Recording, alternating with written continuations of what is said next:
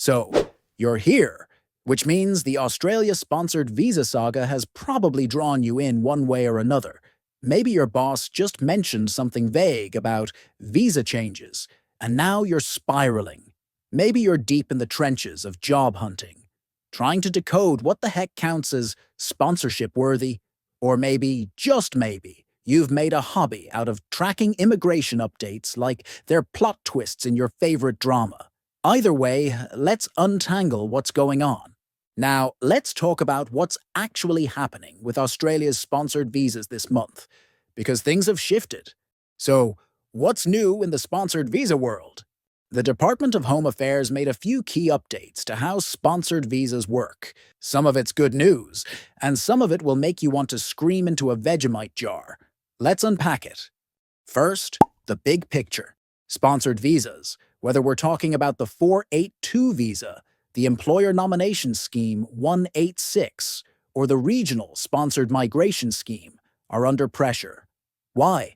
Because the government is trying to walk a tightrope. On one side, they want to attract skilled workers who actually fill real shortages. On the other side, they don't want employers abusing the system or undercutting local wages.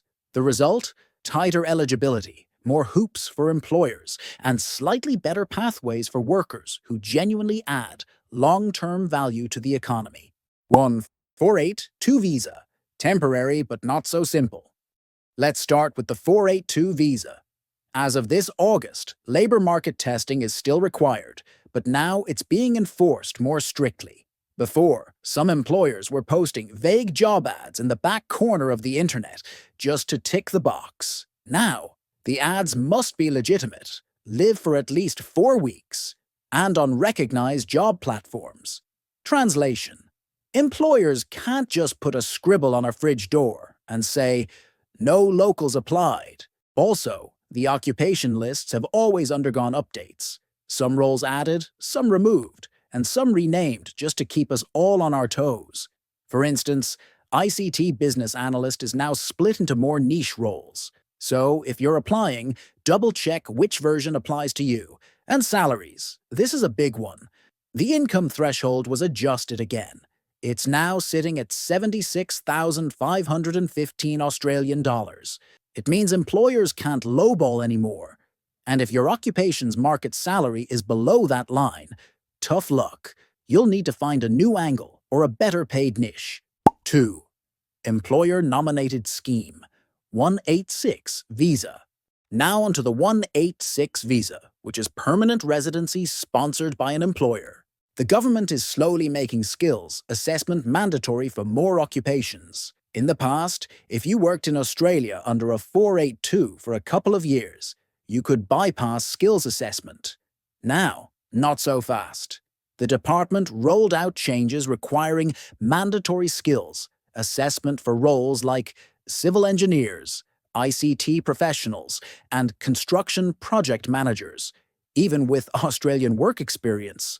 Why? Because apparently, experience alone isn't enough anymore. You need the paper to prove it. Also, employers now need to show a commitment to workforce training.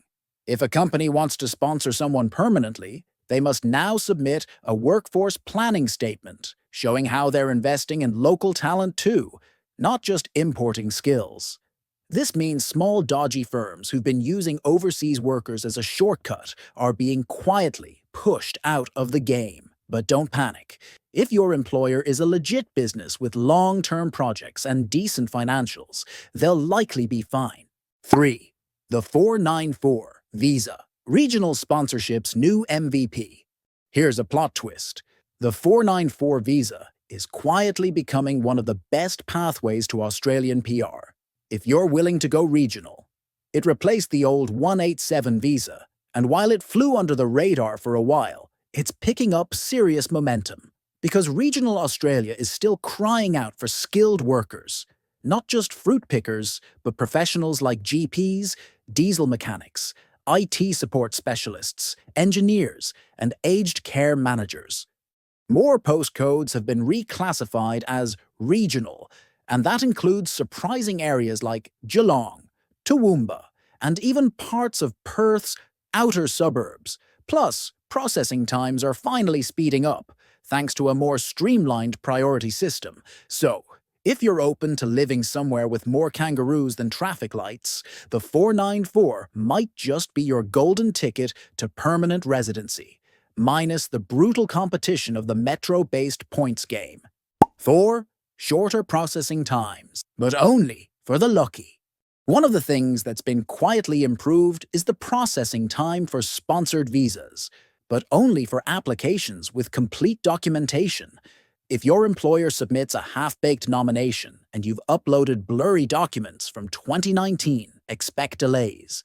But if everything is complete, updated, and ticked off, some sponsored visas are now being processed in as little as 4 weeks. That's almost express shipping by immigration standards. The government says this is part of their streamlined services strategy. Basically, they're rewarding organized people and quietly punishing the chaotic ones. So, be organized. 5. Compliance crackdown. Don't get too comfortable. There's been a serious uptick in sponsor audits in 2025. If your employer is sponsoring you, they need to be paying you exactly what was promised, actually giving you the job role they claimed, and following all the Fair Work obligations. If not, Home Affairs has started issuing instant suspensions of sponsorship rights. No more warnings. If a sponsor messes up, their current visa holders might suddenly find themselves visaless. That's not fun. So, tip for workers. Stay in touch with your employer's HR team. If something fishy's going on, speak up early. It could save your future. 6. What about pathways from 482 to PR? This one gets asked a lot. Everyone wants to know, can I still move from a 482 visa to PR? Short answer, yes. Longer answer, only if your occupation is still on the skills list and your employer is willing. There has been some clarity on work duration.